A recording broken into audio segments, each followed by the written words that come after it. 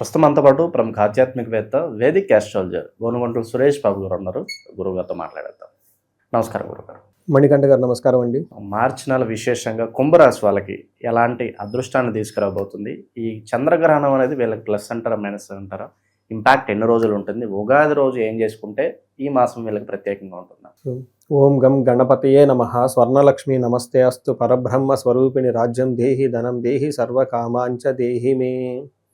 కుంభరాశి వాళ్ళందరికీ స్వర్ణలక్ష్మి అమ్మవారు విశేషమైన ధనాన్ని, ఒక అధికారాన్ని, ఒక దర్పాన్ని, అంతేకాకుండా 10 మందిలో ఒక కీర్తి ప్రతిష్టలు వీళ్ళకి రావాలని, అలానే సర్వకామాంచ సిద్ధి, ఎలాంటి కోరిక వీళ్ళ మనసులో ఉన్నా కానీ అమ్మవారి వెంటనే తక్షణమే నెరవేర్చాలని, అంతేకాకుండా పరబ్రహ్మ స్వరూపిణి అమ్మవారు వీళ్ళు ఎప్పుడు ఆనందంగమయంగా ఉండాలి, అలాంటి ఒక మంచి మనసు, ఒక స్టేటస్ స్థితి వీళ్ళకి ఇవ్వాలని చెప్పేసి మనం కోరుకుంటూ, కుంభరాశి వాళ్ళకి మనకి మీరు చెప్పిన విధంగా మార్చి మంత్లో చాలా ముఖ్యమైన విశేషాలు ఉన్నాయి.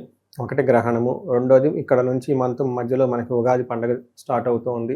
అంతేకాకుండా సూర్యుడు వీళ్ళకి మారుతూ ఉన్నారు, గ్రహంలో కుజుడు కూడా మారుతూ ఉన్నారు. ఇట్లా 4 రకాల విశేషాలతో కలిగిన ఈ మాసం ఎలా ఉందో మనం చూద్దాం. ముందుగా ఇందులో ధనిష్ట 3-4 పాదాలు, శతభిషం 1-2-3-4 పాదాలు, పూర్వభాద్ర 1-2-3 పాదాలంతా కుంభరాశిలో ఉంటారు. పేరు బలం పెట్టి చూస్తే వీళ్ళకి గూగే గో గా సి సు సే సో ద లెటర్స్ అంతా కూడా ఇందులో కుంభరాశిలో ఉంటారు.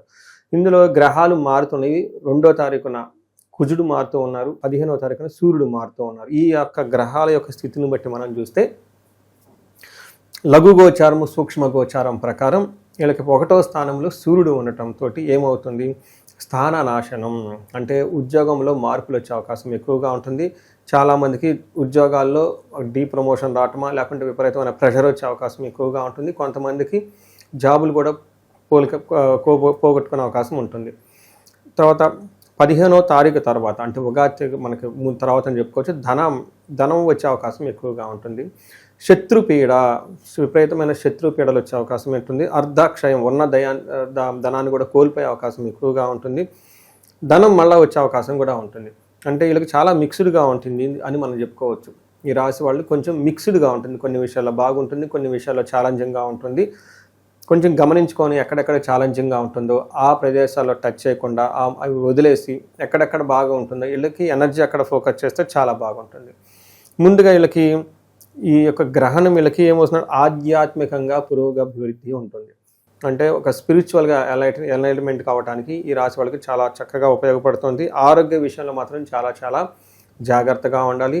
నెక్స్ట్ వీళ్ళకి ధ్యానం, నీటిని గనక దానం చేస్తే కలిసి వస్తుంది. ఈ యొక్క దుష్ప్రభావాల నుంచి కనుక చూసుకుంటే ఎవరికైనా నీటిని దానం చేయటం, తర్వాత మెడిటేషన్ ఎక్కువగా చేస్తూ ఉంటే బాగుంటుంది.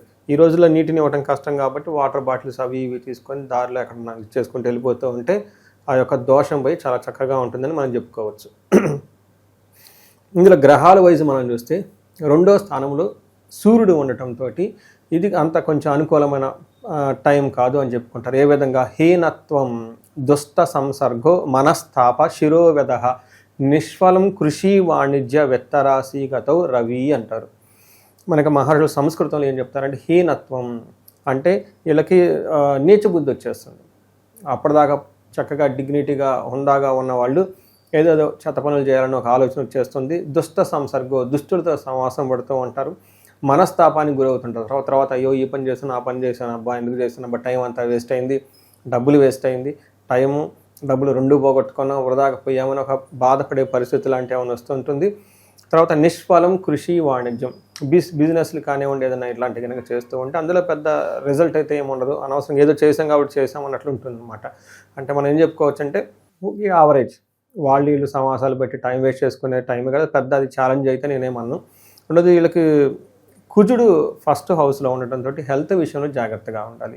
మనకేమంటారు, జ్వరం, ఖడ్గవ్రణం చైవ, తర్వాత బంధు భార్య విరోధ కృత్, యక్ష రాక్షస పీడనం. అంటే వీళ్ళకి తెలిసి కానీ తెలియక కానీ ఎందుకో తెలవకుండా, రీజన్ తెలవకుండా బాధలు ఉంటాయి. నాకు రీసెంట్గా ఒక కాల్ వచ్చిందండి. వీళ్ళ బాబు ఉన్నట్టుండి యూఎస్ నుంచి సడన్గా మధ్యలో వదిలేసి వచ్చేసాడు అనమాట. ఏంటి, ఆ వీసాలు మొత్తం క్యాన్సిల్ చేసి సబ్మిట్ చేసేసి మొత్తం వాపస్ వచ్చేసాడు. అది ఎందుకు ఏమో అర్థం కావట్లేదు, అందరికి షాక్ అనమాట. ఇలా ఎందుకు జరిగింది? అది వాళ్ళు చెన్నై నుంచి అక్కడి నుంచో వచ్చారు, తెలుగు వాళ్ళు అక్కడ సెటిల్ అయిపోయి అక్కడి నుంచి చేసుకుంటూ వచ్చారు. ఈ మధ్య ఇట్లాంటి కేసులు చాలా వస్తున్నాయి యూఎస్ నుంచి, ఎన్ఆర్ఐలు. ఎందుకు ఇలా వస్తున్నామంటే విషయం ఏం చెప్పట్లేదు. వాళ్ళకి చివరికి ఎక్కడో సైకియాట్రిక్ అటు ఏదో ఒకటి తీసుకొని పోతే ఏదో పెద్ద పేరు చెప్పారు ఇంగ్లీష్లో, నాకు అర్థం కాలేదు అది. నేను చూస్తే వాళ్ళ దాంట్లో రాహు యొక్క ఇంపాక్ట్ చాలా ఎక్కువగా ఉంది, వాళ్ళకి కుజుని యొక్క ఇంపాక్ట్ చాలా ఎక్కువగా ఉంటుంది. ఎందుకంటే యక్ష రాక్షస పీడనం అదేంటో తెలియదు రీజన్. ఎందుకు వచ్చేస్తారు? ఫుల్ డిమోటివేషన్, ఏదో కారణంతో వచ్చేసారు అనమాట. ఎలాంటి రీజన్ లేకుండా ఒక మన రాడికల్గా డెసిషన్ తీసుకునే అవకాశాన్ని ఎక్కువగా ఉంటుంది. యక్ష రాక్షస పీడనం అంటే అది ఏదో మనకు ఐడియా ఉండదు. అట్లానే డాక్టర్ దగ్గర పోతే ఏమో ఉండదు, దానికి రోగాలకి డాక్టర్ దగ్గర ఏం చెప్తారండి, కౌన్సిలర్లు అది ఇది అంటుంటారు, కానీ మనం చూడటానికి బాగుంటాయి కానీ రియల్ లైఫ్లో అది ఎక్కడ ఉపయోగం ఉంటుంది. ఇలాంటివన్నీ జరిగే అవకాశం ఉంటుంది. ఏదో తెలవదు కానీ విషయం కొన్ని కారణాల వల్ల వీళ్ళు భయపడుతూ ఉంటారు, బాధపడుతూ ఉంటారు. కొంచెం గాయాలయ్యే అవకాశం ఎక్కువగా ఉంటుంది శరీరానికి. వీళ్ళ బ్లడ్ని వీళ్ళే చూసుకునే అవకాశం ఉంటుంది. అది చిన్న పేపర్ కట్ కానివ్వండి, పెద్దది కానివ్వండి, జాగ్రత్తగా ఉండటం కుంభరాశి వాళ్ళు చాలా అవసరం. తర్వాత వీళ్ళకి జ్వరం వచ్చే అవకాశం ఉంటుంది. తర్వాత శుక్రుడు వీళ్ళకి 2వ స్థానంలో ఉండి వేద ఉండటం వల్ల ఈ శుక్రుడు ఇతను ఇవ్వాల్సినంత మంచి పాజిటివ్ అయితే ఇవ్వరు, కానీ అలా అని చెడు కూడా అయితే ఏమీ చేయడు. ఓవరాల్గా ఈ టైంలో వీళ్ళకి స్త్రీ సల్లాపం యసత్కరం కుటుంబ సౌఖ్యం అర్ధసిద్ధిం అంటారు. అంటే కుటుంబానికి సంబంధించిన వ్యవహారాల్లో చక్కగా ఉంటారు. స్త్రీలతో కలిసి చక్కగా వాళ్ళకి కావాల్సిన పనులన్నీ వాళ్ళ సహాయంతో సహకారంతో చక్కగా చేస్తూ ఉంటారు. దేహం అంతా చక్కగా సౌఖ్యంగా కంఫర్టబుల్గా ఉంటుంది. మంచి ఫుడ్ తింటూ ఉంటారు. అంతేకాకుండా ఓవరాల్గా వీళ్ళ హెల్త్ కానివ్వండి, ఎలాంటి చెడు ప్రభావాలకి వీళ్ళ మీద అయితే పడవ చిన్నవే ఉంటాయి కానివ్వండి, చక్కగా అన్ని పనులు చూసుకొని ఒక సక్సెస్ఫుల్గా ముందుకెళ్తూ ఉంటారు. శుక్రుడి యొక్క ప్రభావంతో తెలుసుకోవచ్చు. వీళ్ళు ఎటువంటి పరిహారాలు చేసుకుంటే బాగుంటుందంటారు? ప్రత్యేకంగా విద్యార్థులు మరి ఎగ్జామ్ సీజన్ వాళ్ళకి సంబంధించి కూడా ఉన్న పరిహారాలు తెలియజేయండి. సో ఇక్కడ మనకి విద్యార్థులకు వచ్చేటప్పటికి 3 రకాల దేవతలను ఉపాసన చేస్తుంటారు, ధ్యానిస్తుంటారు, పూజ చేస్తూ ఉంటారు. మేధా దక్షిణామూర్తి, 2వది హయగ్రీవ, 3వది వచ్చేటప్పటికి నీలగ్రీవ. ఇలా 3 రకాల దేవతలను ఉపాసన చేస్తూ ఉంటారు, పూజ చేస్తూ ఉంటారు. ఇండివిజువల్గా వాళ్ళ యొక్క జాతకంలో లగ్నం తీసుకొని ఆ లగ్నం నుంచి కౌంట్ చేసుకొని ఎవరు ఏ దేవతను పూజిస్తే త్వరగా సిద్ధి వస్తుందో తెలుసుకొని ఆ పర్టికులర్ దేవతకి మనకి అభిషేకం, పాశుపత అభిషేకం చేసుకోవటము, లేదా హోమం చేసుకుంటూ ఉంటే, జపాలు చేస్తూ ఉంటే చక్కగా వీళ్ళకి అకాడమిక్స్లో వచ్చే అవకాశం ఉంటుంది. జనరల్గా ఈ రాశి వాళ్ళకి ఏలినాటి శని యొక్క ప్రభావంతో ఉండటంతో శని పిప్పలాద స్తోత్రం రెగ్యులర్గా చదవడం చాలా ఇంపార్టెంట్. ఈ టైంలో ఆదిత్య హృదయ స్తోత్రాన్ని రెగ్యులర్గా చదువుతూ ఉంటే జాబ్స్లో చాలా బాగుంటుంది. హనుమాన్ చాలీసా ఇంకా ఎక్కువగా చదువుకుంటూ ఉండాలి. ఈ టైంలో వాళ్ళకి కర్తవ్యం హనుమాన్ కార్యసిద్ధి మంత్రం అని ఉంటుంది. ఇది చదువుకున్నా కానీ అనుకున్న పనిలో చాలా వేగవంతమయ్యి ముందుకెళ్ళే అవకాశం ఉంటుంది. ఇవి కాకుండా ఇండివిజువల్గా వాళ్ళ యొక్క జాతకాన్ని చూపించుకొని, జనరల్గా స్లోగా ఉంటుంది, బట్ ఈ టైంలో వీళ్ళకి మంచి మంచి ఆపర్చునిటీ వచ్చే అవకాశం కూడా ఉంటుంది.